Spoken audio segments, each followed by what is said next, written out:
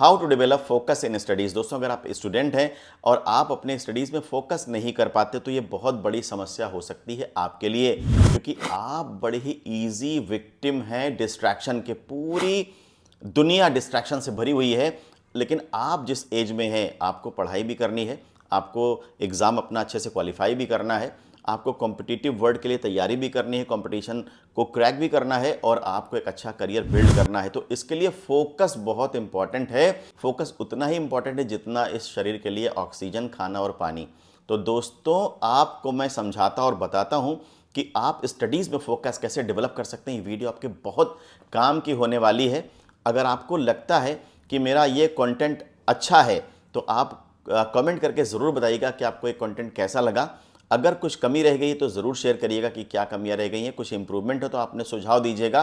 और अगर आपको मेरा ये वीडियो अच्छा लगता है, आपके काम आता है, तो अपने उस दोस्त के साथ भी ज़रूर शेयर करिएगा जो अपनी स्टडीज़ में फोकस नहीं कर पाता। तो चलिए हम समझते हैं कि अपनी स्टडीज़ में फोकस करने के लिए हम क्या करें।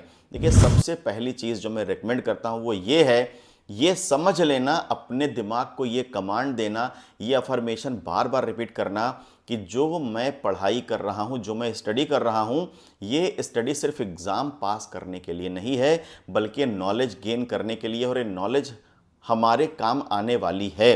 देखिए, बहुत सारे वीडियोस आप नेट पे देखते हैं जिसमें ये बातें कही जाती हैं कि पता नहीं मैथमेटिक्स क्यों इतने समय तक पढ़ाते हैं, पता नहीं क्यों ज्योग्राफी इतने समय तक पढ़ाते हैं, पता नहीं क्यों बायोलॉजी इतने समय तक पढ़ाते हैं। तो उन सब वीडियोस को इग्नोर कर दीजिए। अगर आपको कुछ पढ़ाया जा रहा है किसी भी स्टैंडर्ड तक, किसी भी लेवल तक, तो उसके पीछे कोई ना कोई ठोस वजह, तभी आपको वो सब्जेक्ट पढ़ाया जा रहा है। तो जो भी आप सब्जेक्ट पढ़ रहे हैं, ये मान के चलिए कि आपको नॉलेज गेन करना है उस सब्जेक्ट में, सिर्फ एग्ज़ाम पास नहीं करना। क्योंकि जब आप एग्ज़ाम पास करने की नीयत से पढ़ाई करेंगे तो आप सिर्फ थोड़े समय के लिए उस पूरे नॉलेज को दिमाग में रखने की कोशिश करेंगे, और यही सबसे बड़ा रीज़न बनेगा कि आप फोकस पढ़ाई पे नहीं कर पाएंगे। जैसे ही आपने अपने आप को अफर्मेशन देना शुरू किया कि हाँ, ये जो मैं पढ़ाई कर रहा हूँ ये मेरा नॉलेज इंप्रूव करने के लिए, नॉलेज बेस बढ़ाने के लिए, ये सिर्फ एग्ज़ाम के लिए नहीं, एग्ज़ाम तो मैं चुटकियों में पास कर जाऊँगा अगर मेरा नॉलेज लेवल अच्छा हो जाएगा इस सब्जेक्ट में, तो जो भी सब्जेक्ट आप पढ़ रहे हैं। तो सबसे पहली चीज़ मैं आपसे कहूँगा कि आप अपने को अफर्मेशन देना शुरू करें। और अफर्मेशन कैसे, ये बताएं कि जो भी आप पढ़ रहे हैं इसे पढ़ना ज़रूरी है। ज़रूरी किस लिए? क्योंकि आपका नॉलेज बेस इंप्रूव होगा, इन्हेंस होगा, और तीसरे एग्ज़ाम में तो आप एक्सेल कर ही पाएंगे। तो अगर आप इस तरह से अपने माइंड को कई बार ये बात समझाते हैं तो वो ये समझ जाएगा कि ये ज़रूरी काम है और आपको इस काम को निरंतर करते रहना चाहिए। दूसरी चीज़ मैं रेकमेंड करूँगा कि आप माइंडफुलनेस की प्रैक्टिस करें, मेडिटेशन की प्रैक्टिस करें, वर्तमान में रहें, भविष्य का बहुत ज़्यादा चिंतन ना करें और भूतकाल में बहुत ज़्यादा बार बार ना जाएं। तो आप प्रेजेंट में बने रहें और जो चीज़ आपके लिए ज़रूरी है बस उस पर फोकस रखें। अपना समय उसी जगह पर दें जहां पर वो समय दिया जाना ज़रूरी है, जो आपके लिए फ़ायदेमंद साबित होने वाला है। जो तीसरा काम आपको करना है वो ये है कि हमेशा रिलीवेंट और इम्पॉर्टेंट इसको भी साथ साथ समझते चलें। आप जो भी सब्जेक्ट पढ़ रहे हैं, ऐसा नहीं है कि उसका 100% एग्ज़ाम में आएगा। तो कुछ ऐसे कॉन्सेप्ट्स होते हैं जो बहुत इंपॉर्टेंट होते हैं एग्ज़ाम के लिए और रिलीवेंट होते हैं आपकी फर्दर स्टडीज़ के लिए। तो आप ये ध्यान रखिए कि पूरा सिलेबस कवर करने के चक्कर में, पूरी नॉलेज लेने के चक्कर में कहीं ऐसा ना हो कि इंपॉर्टेंट और रिलेवेंट चीज़ें आपसे छूट जाएं।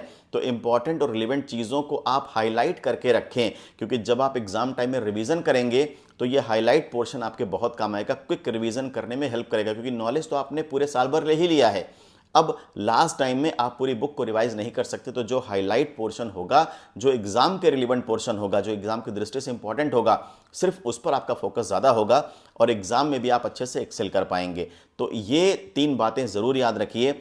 चौथा काम जो आपको करना है वो ये है कि एक शेड्यूल बनाएं और उसे ज़रूर फॉलो करें।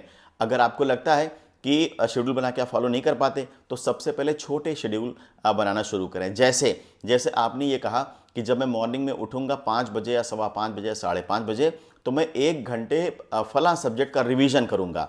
तो बस इससे ज़्यादा कोई शेड्यूल ना बनाएं।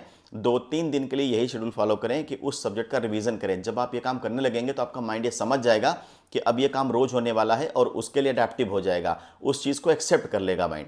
तो आपके लिए ये प्रोसेस ईजी हो जाएगा। इसके बाद फिर आप धीरे धीरे अपना शेड्यूल इंप्रूव करते जाइए और सब्जेक्ट्स को जोड़ते जाइए। जब जब भी आपके पास खाली समय हो तो वो शेड्यूल फॉलो करना शुरू करिए। और जो जो सब्जेक्ट पढ़े जाने ज़रूरी हैं, जिन पर ज़्यादा समय दिया जाना ज़रूरी है, तो उनकी प्लानिंग उस तरह से करें, उन्हें ज़्यादा समय दें। जो शेड्यूल आपने बना रखा है, इसकी प्रैक्टिस पूरी शिद्दत से करें। आप आधे घंटे ही पढ़ें, लेकिन फोकस्ड अप्रोच रखें। उस आधे घंटे में किसी भी डिस्ट्रैक्शन के शिकार ना बने। और आखिरी चीज़ जो आपको करनी है वो ये करना है कि वीकली टेस्ट लेते रहें। कुछ क्वेश्चन सेलेक्ट करें, कोई टेस्ट पेपर आपके पास हो तो उसको सॉल्व करना शुरू करें और देखें कि आप उसमें क्या कर पा रहे हैं। अगर अच्छा कर पा रहे हैं तो इसका मतलब आप इंप्रूव हो रहे हैं, आपका फोकस भी इंप्रूव हो रहा है, आपकी नॉलेज भी इनहेंस हो रही है। और अगर अच्छा नहीं कर पा रहे तो उसका मतलब कहीं ना कहीं कोई कमी रह गई। तो बैठ जाइए, रिव्यू करिए, समझिए कि कहाँ गलती रहेगी, उसे फिर से ठीक करिए और अपने माइंड को पूरी तरह से फोकस्ड करिए स्टडीज़ में। Thank you so much for watching this video.